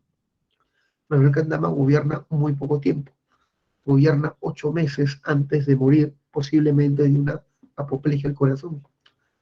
Manuel Candamo en su corto gobierno, porque gobernó meses nomás, promulgó la ley de ferrocarriles para extender las líneas férreas. Con la ley de ferrocarriles de Candamo se crean los ferrocarriles de penetración, ferrocarriles hacia las provincias internas. Un ejemplo, gracias a esa ley se aprobó el proyecto para crear el ferrocarril Cusco-Sicuani. Es un ferrocarril interno, un ferrocarril de penetración. ¿Eh? Listo. Gracias a esa ley se va a construir el ferrocarril Cusco-Sicuani. Durante su gobierno llega al Perú el primer sistema urbano de transporte moderno, el tranvía eléctrico. Llega el primer tranvía eléctrico, un símbolo de la modernidad, el tranvía Lima-Chorrillos. Cuando se implementó, toda la gente de élite viajaba en sus vagones, porque era lo último en transporte urbanístico. Fue un símbolo de la modernidad, la construcción del tranvía. Ya está. Muerto Manuel Candamo, el poder lo toma José Pardo, quien fue fundador del Partido Civil. Bueno, me equivoqué ahí, no fue fundador, era hijo del fundador, hijo de don Manuel Pardo, hijo del primer presidente civil y por lo tanto él es el heredero histórico de este partido, el heredero histórico de Manuel Pardo, su hijo José. Al llegar al poder, el tipo inicia una medida tributaria bastante buena, crea la Caja de Depósitos y Consignaciones, ¿dónde está? Esta institución se encargará de ser la nueva entidad tributaria. La Caja de Depósitos se encargará de cobrar impuestos de manera más eficiente para el Estado, incrementar los ingresos del fisco público. Durante su gobierno, él impulsó una gran reforma educativa. Los colegios, antes de don José Pardo, estaban en manos de los municipios, y eso no era bueno, porque cada municipio desarrollaba su propia currícula y programa educativo. Si tú querías tener un sistema educativo nacional y centralista, debías hacer que el Estado tome el control de las escuelas. Y se estableció que las escuelas pasen al control estatal, cuando antes estaban bajo control municipal. Así que los colegios pasan al control del Estado. Se establece la primaria gratuita y obligatoria y se reglamenta el acceso femenino a las universidades. Hay una mujer detrás de esta famosa ley universitaria, se llama María Trinidad Enríquez. Esta mujer es la primera jurista de nuestra historia, es la primera abogada del Perú, egresada de la Universidad San Antonio Abad del Cusco. Esta mujer fue la primera en tener acceso universitario y es la primera con grado universitario por su brillante inteligencia. Ella promovió un proyecto de ley apoyado por muchos intelectuales, entre ellos Paz Soldán, para permitir el acceso femenino a las universidades y su acceso a los grados universitarios, y así se logró con esta famosa ley.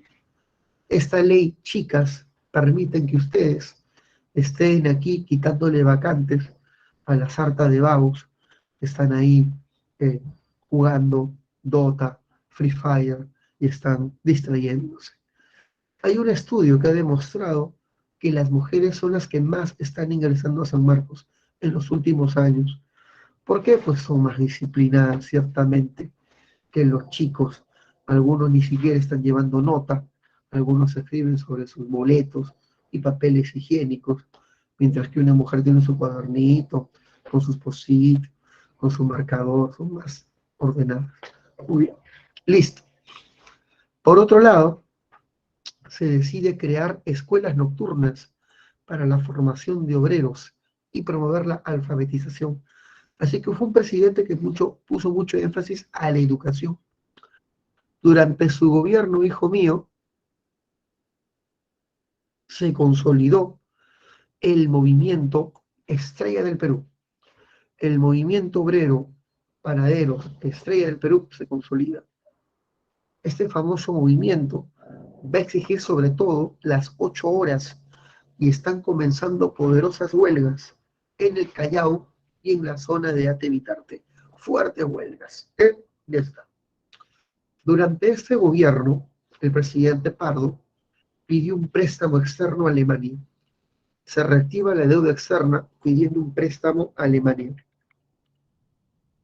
Y la pregunta es, ¿por qué pedir préstamo a Alemania? Para construir ferrocarriles y comprar nuestros nuevos barcos cruceros, el Grau y el Bolognesi, y reforzar nuestra flota de guerra. Pero vino una pregunta con respecto a este préstamo. Cuando el Estado peruano pida préstamos al extranjero, tiene que colocar una garantía, pues colocar una prenda en garantía. Y la garantía fue el estanco de la sal. Cada vez que el Estado quiera pedir préstamos a inicios del siglo XX, su garantía va a ser el estanco de la sal. El estanco de la sal es presentado como garantía a un país para obtener préstamos.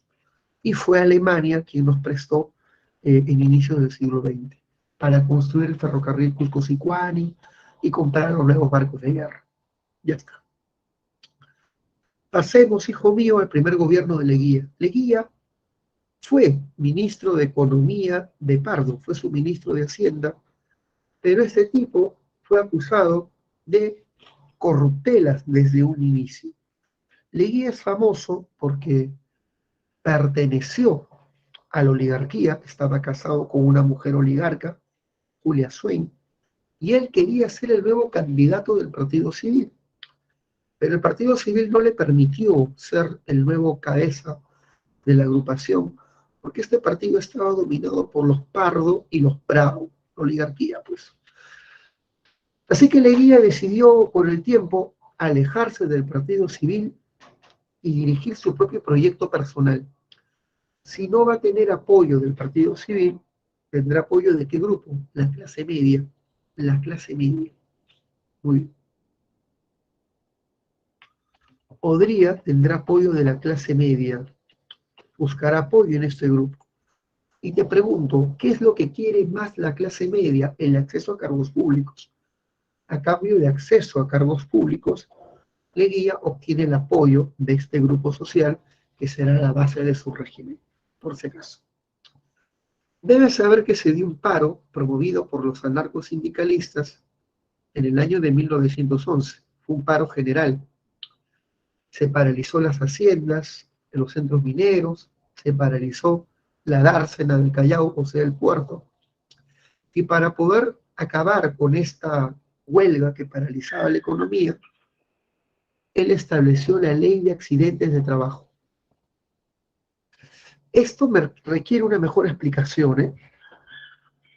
Durante el gobierno de Pardo se promovió el primer proyecto de legislación obrera, conocido como el Proyecto Manzanilla. Con el famoso Proyecto Manzanilla, llamado así por un legislador llamado José Matías Manzanilla, el Perú estaba comenzando a legislar leyes a favor de la clase obrera. Matías Manzanilla proponía leyes como, por ejemplo, detener el abuso infantil y femenino en fábricas, propuso leyes como el salario dominical, la ley de accidentes de trabajo, un seguro social, pero estas leyes fueron desestimadas por el Congreso dominado por el Partido Civil. Sin embargo, durante el gobierno de Leguía se dio la gran huelga y Leguía echó mano del proyecto Manzanilla, rescatando una ley que le parecía que sí podía ser aplicable, la ley de accidentes de trabajo. Y de esa manera los obreros ahora tenían una cobertura en caso de accidentes. La empresa se encargaría se haría cargo de atender al obrero enfermo debido a un accidente en la planta o en la empresa en la que desarrolla sus funciones. Muy bien, y con eso se detuvo la burla. Durante su gobierno, Leguía es famoso porque tenía problemas limítrofes con todos los países. Con Chile el problema de Tacna y Arica, Bolivia reclamaba la zona de Acre y de Purus, Brasil reclamaba la zona de Yurúa, Colombia quería Putumayo, Ecuador, Tumbes, Jaén y Maynas, creo que hasta el Océano Pacífico nos quería quitar territorios, y el Perú tenía problemas en todas sus fronteras. Y Leguía se entera de algo terrible, de que Bolivia y Chile van a firmar un acuerdo, la traición, chicos, un acuerdo contra Perú. ¿Y qué hizo el Perú? Para evitar este acuerdo chileno-boliviano que hubiera sido desastroso, Bolivia decidió, Leguía decidió cerrar fronteras con Bolivia. ¿Sabes qué, Bolivia? Yo me quedo con Purus, zona de reclamo, tú te quedas con Acre. ¿Qué te parece? Hacemos ese reparto, Perú con Purus, Bolivia con Acre, y cerramos fronteras. Y Bolivia dijo, sale. Y se firma el tratado Polo Bustamante. Polo Bustamante. Y de esa manera cerramos fronteras con Bolivia, para evitar un acuerdo con Chile que hubiera sido pues desastroso. Ningún peruano salió afectado porque aquí no vivía nadie. Aquí no vivía nadie. En el Tratado Velar de Río Branco la cosa fue peor. Brasil quería la zona de Yurúa y Brasil quería incluso Ucayali. Brasil quería una guerra con el Perú. Brasil salía muy envalentonada por haberle quitado territorios a Paraguay en la famosa guerra del Chaco, también llamada Guerra de la Triple Alianza. Brasil le quita tierras a Paraguay, y en Paraguay se había muerto hasta el 80% de la población masculina, así que Brasil era una potencia que temer, el imperio de Brasil, muy grande ese país, y quería Yurúa, y avanzó con sus fuerzas hasta la zona de Yurúa, quitándole el caucho a las empresas peruanas de la zona.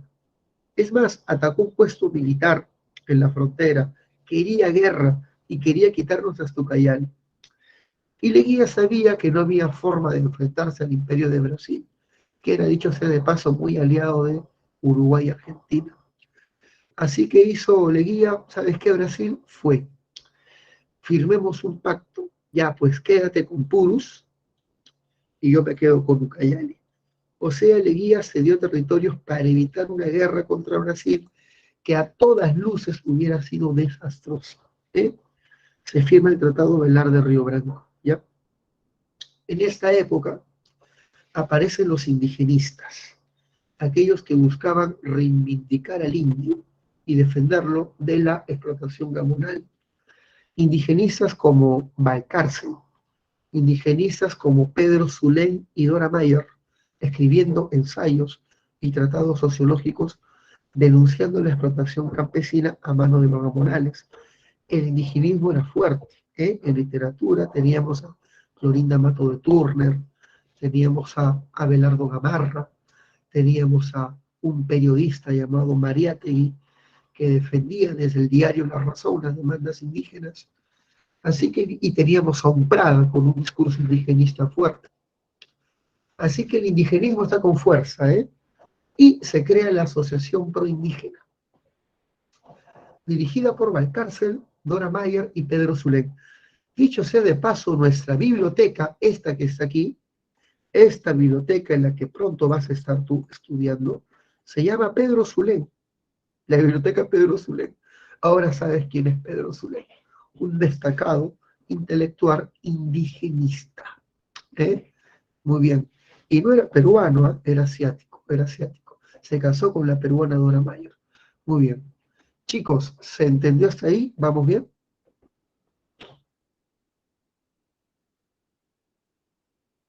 Vamos bien, chicos, por favor, verifiquen si es que estamos comprendiendo.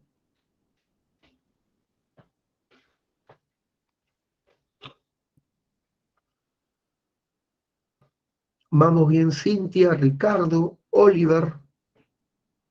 Excelente. Muy bien, Geraldine, muy bien, Ángela. Ya está. Ahora pasamos a lo que viene a ser Guillermo Billinghurst. Las elecciones de 1912 no se llevaron a cabo, no. Las elecciones del 12 van a quedar suspendidas debido a que el ganador de esas elecciones se llamó Antero Aspillera.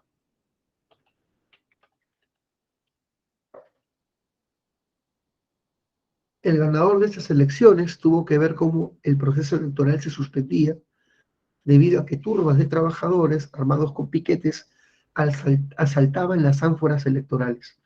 Las ánforas electorales eran asaltadas, se destruyó muchas ánforas, así que la elección del nuevo presidente recayó en el Congreso.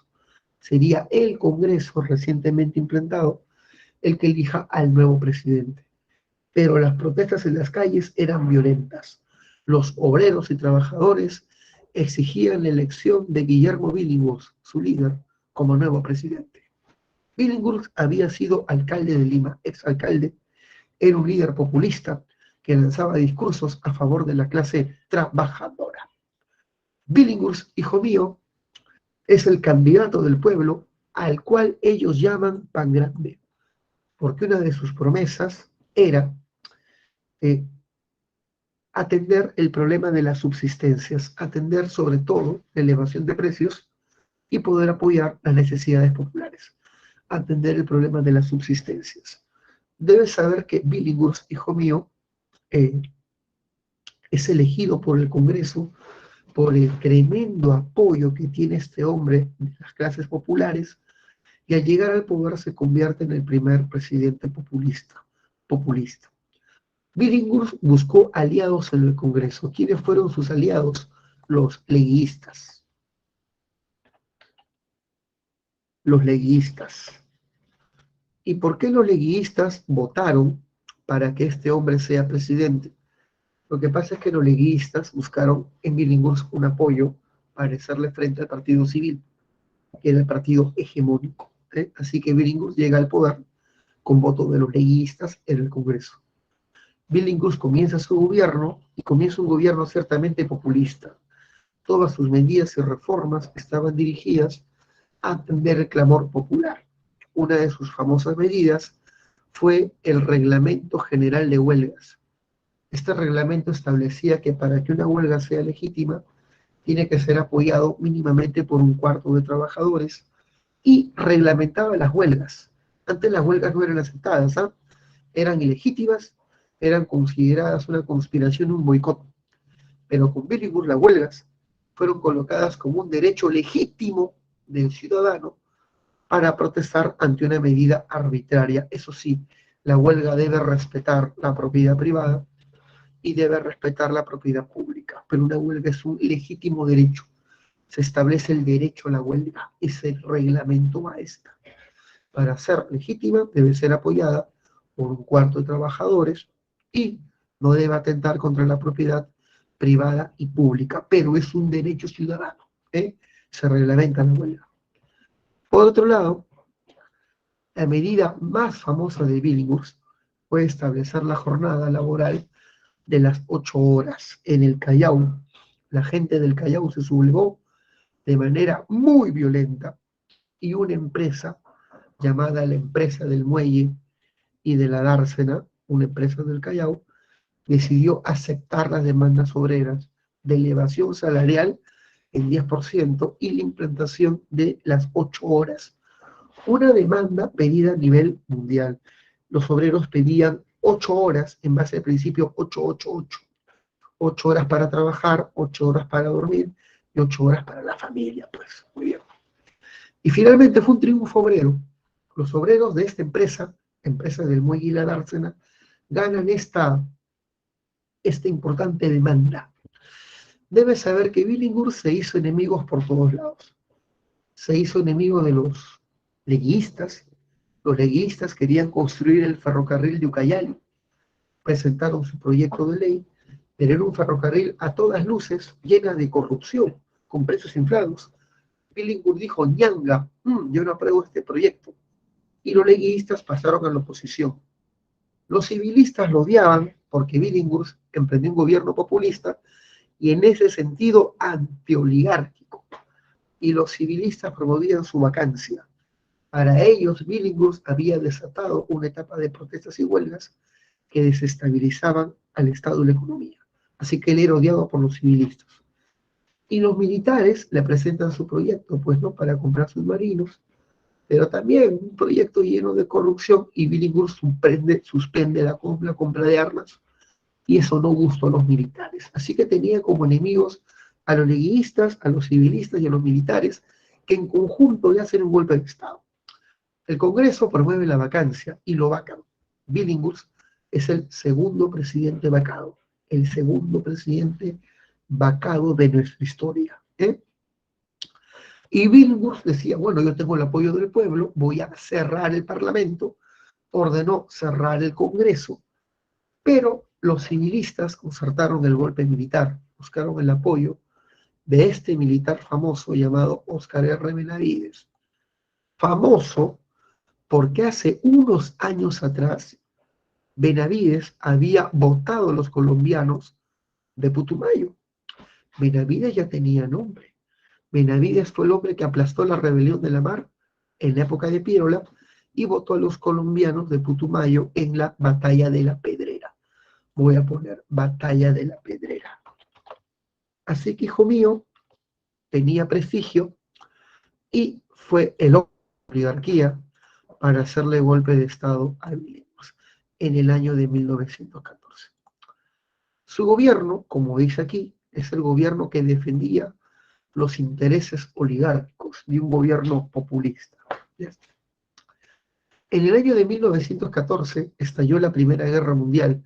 Durante los últimos, estalló la Primera Guerra Mundial durante su régimen, y él decide convocar elecciones o convocar a un consejo de partidos para nombrar un nuevo presidente que será José Pardo, quien gobernará por segunda vez el país.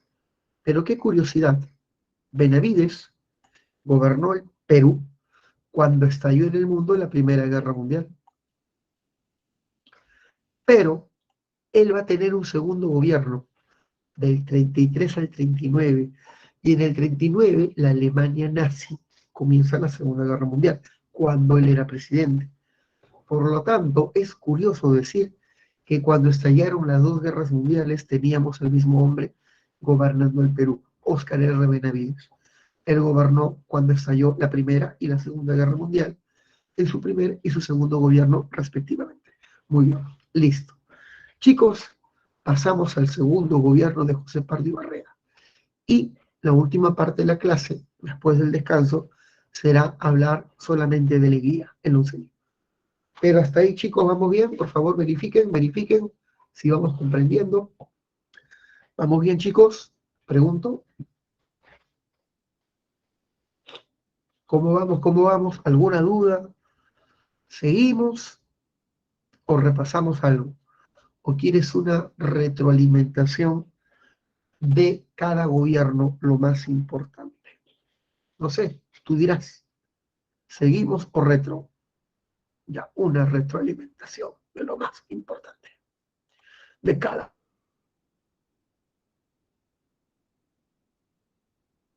Durante el gobierno de López de Romaña, ¿qué es lo que puede venir? El tratado Osma-Villazón con Bolivia. Un tratado donde el Perú cierra su frontera fluvial, pero no la terrestre, dando problemas con el país del sur. ¿Qué es lo que puede venir de Manuel Candamo? La construcción del primer tranvía eléctrico, un símbolo de la modernidad en el transporte urbano del siglo XX. ¿Qué puede venir del gobierno de José Pardo? La reforma educativa, y que él permitió el ingreso femenino a las universidades, lo más importante. Del primer gobierno de Leguía, el Perú entrega Yurúa y Purus a Brasil y entrega Acre a Bolivia. Tratados Polo Bustamante y Belardo Río Branco. Río Branco con Brasil, Polo Bustamante con Bolivia. ¿Por qué se hizo esos tratados? Bueno, en el caso de Bolivia, para evitar su alianza con Chile, y en el caso de Brasil, porque no podíamos afrontar una guerra contra este país. El gobierno de Billinghurst fue el primer gobierno populista y antioligárquico de nuestra historia. Lo más famoso de Billinghurst aprobó la jornada de las 8 horas, pero únicamente para los trabajadores del Callao, derrotado por un militar que defendía los intereses oligárquicos Benavides, quien a su vez llama una convención de partidos para elegir a José Pardo. Esa fue la retro de todo lo que hemos visto hasta el momento, chicos. Paso al segundo gobierno de José Pardo. ¿Está mejor, chicos? ¿Todo claro? Preguntó. Muy bien. El segundo gobierno de Pardo se incrementan las exportaciones debido a la Primera Guerra Mundial. El Perú vende sobre todo lana, algodón, minerales. Pero hay una cuestión bastante curiosa. Al incrementarse las exportaciones, los precios suben porque hay más trabajo. Y al haber más trabajo, hay más demanda. Y al haber más demanda, los precios suben. Se da una nueva crisis de las subsistencias y los más necesitados eran los trabajadores y campesinos. Se dio una especie de huelga nacional, una especie de paro muy fuerte. Para poder combatir este paro por el incremento de los precios, lo que hizo el presidente José Pardo fue establecer la jornada de las 8 horas a nivel nacional, a nivel de todo el país, y reglamentó el trabajo femenino y de menores de edad. Pardo, para calmar la turbulencia, fue la libertad de cultos, estableciendo el Estado laico en el Perú. El Perú permite que cualquier persona de cualquier confesión religiosa pueda acceder a la administración pública. Antes no se pedía, no se podía acceder a la administración pública si no eras católico, si no eras católico. Muy bien, ahora no, se establece la libertad de cultos y el Perú se convierte en un Estado laico. Durante el gobierno de José Pardo y Barreda, hijo mío, el precio de la lana subió tremendamente. Al incrementarse el precio de la lana, los gamonales decidieron incrementar sus enormes haciendas, usurpando más tierras a las comunidades. Sobre todo en Puno, se presentaban ante los juzgados llevando sus quejas por el despojo de sus pastos naturales. Pero oídos sordos hacían las prefecturas ante las quejas indígenas. Entonces, ¿qué se dio? Se dio una gran sublevación. Un famoso sargento del ejército y que había sido prefecto en su momento, ganado por ideas indigenistas y luego anarquistas, inicia una sublevación campesina en Puno en el año de 1915. Este hombre se llamaba Teodomiro Gutiérrez. Teodomiro Gutiérrez. Teodomiro Gutiérrez Cuevas, más conocido como Rumimaki, término que significa mano de piedra, inició una insurrección contra los gamonales en la Sierra Sur más ricas de la zona, como la del famoso gamonal Echenique. Usurpaba la lana, los ingresos y los repartía entre las comunidades. Muchos decían que Rumimaki quería crear su propio estado en el sur del país, un estado formado únicamente por campesinos y así restablecer el orden andino. Para muchos, él quería crear su propia gobernación, llamado el Estado Federado del Tahuantinsuyo, y estas ideas de restaurar un Estado inca forma parte del llamado milenarismo, ¿no? Esta ideología de origen colonial que habla de la restauración del orden andino. Muy bien. Sin embargo, no pudo triunfar. Los gamonales van a crear sus propias huestes y fueron los gamonales los que aplastaron la rebelión de Rumimaki y huya a Bolivia para no saberse más de él. Así que, hijo mío, los de las tierras y el incremento del precio de la lana son las causas para la insurrección de Rumimaki, mano de piedra, en la zona de Puno. Durante la Primera Guerra Mundial, el Perú rompe relaciones con Alemania. ¿Por qué? Porque una embarcación peruana llamada el Orton, una embarcación peruana llamada el Lorton, que llevaba salitre a España, fue atacada por un submarino alemán. Los alemanes habían declarado el bloqueo submarino alemán, y no se permitía que ninguna embarcación extranjera ingrese a la zona del bloqueo, y un barco peruano, bien macho los peruanos, vamos con nuestro cargamento de salitre.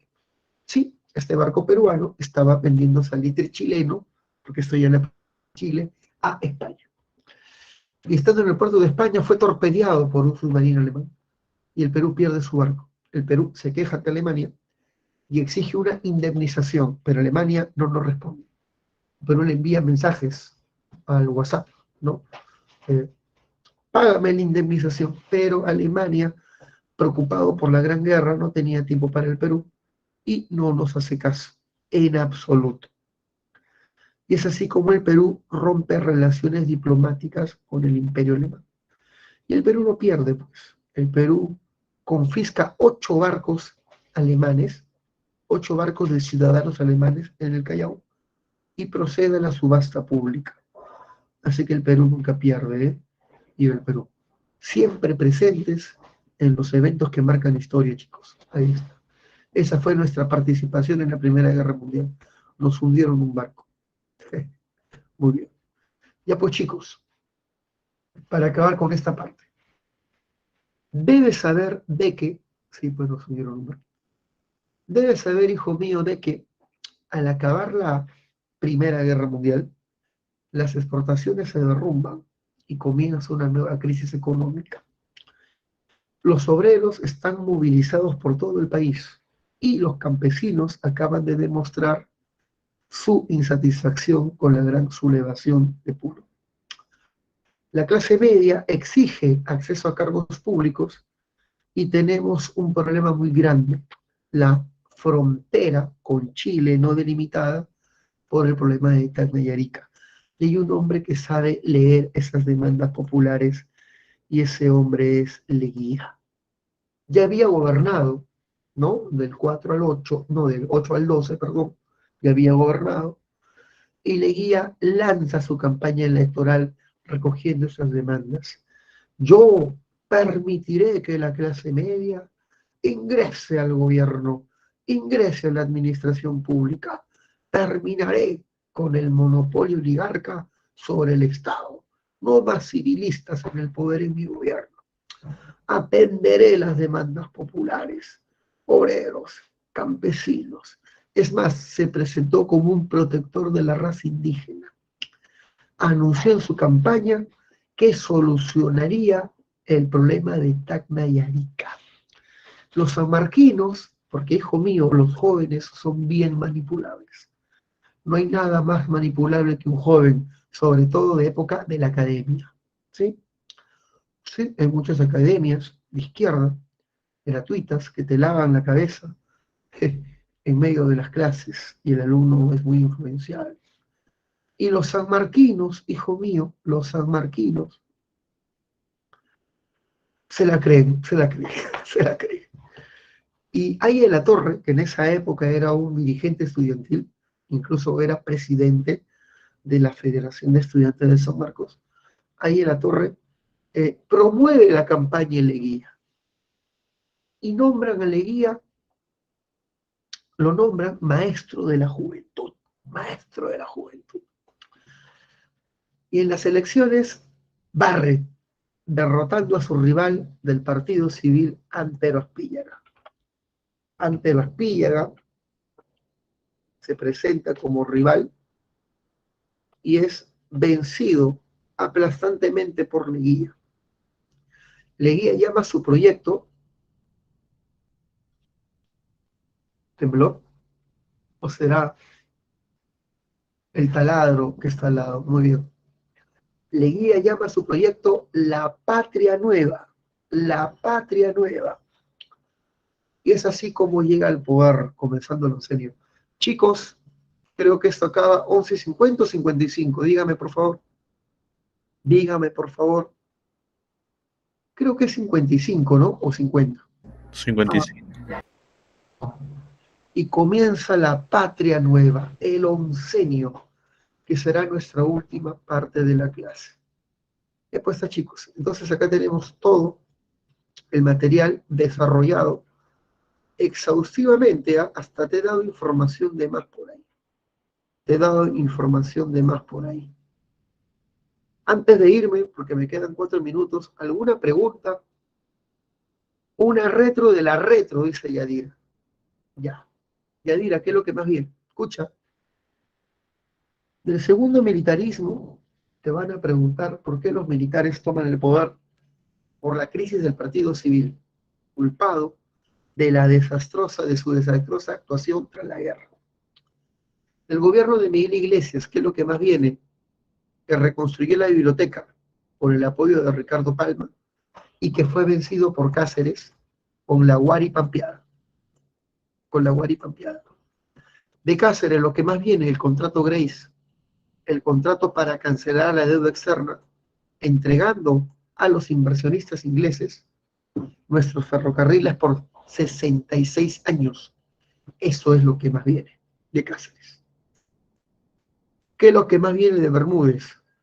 Ley de habeas corpus, ¿sí? Durante su gobierno se reinician los problemas con Chile, porque Chile no quiere hacer el plebiscito, y tras su muerte y de manera irregular, el poder es tomado por Borgoño, quien llama elecciones de manera irregular con Cáceres como único candidato. Pero Cáceres no va a poder gobernar, es derrotada por la Coalición Nacional, una alianza de civilistas y demócratas, partidos que se odiaban históricamente, derrotan a Cáceres. Y el líder de este movimiento es Pierola. Durante el gobierno de Pierola se da el boom del caucho, el boom del azúcar, resurge la oligarquía y durante su gobierno se establece la libra peruana de oro. Famosa su reforma militar, escuela militar de Chorrillos, servicio militar obligatorio y el voto se restringe solo a los alfabetos y propietarios. En la selva se explotaba el caucho con las correrías para esclavizar a los nativos. En la costa norte, el azúcar con indios enganchados, indios endeudados. En la costa sur, el algodón con el yanaconaje, que es el trabajo servil en las haciendas. Sur, gamonales, lanas despojaban tierras a las comunidades. Y en el centro, la Cerro de Pasco Mining Company estableció un monopolio en la extracción de cobre. La oligarquía toma el poder. Gobierno de López de Romaña, el tratado Osma Villazón con Bolivia. Candamo, el primer tranvía.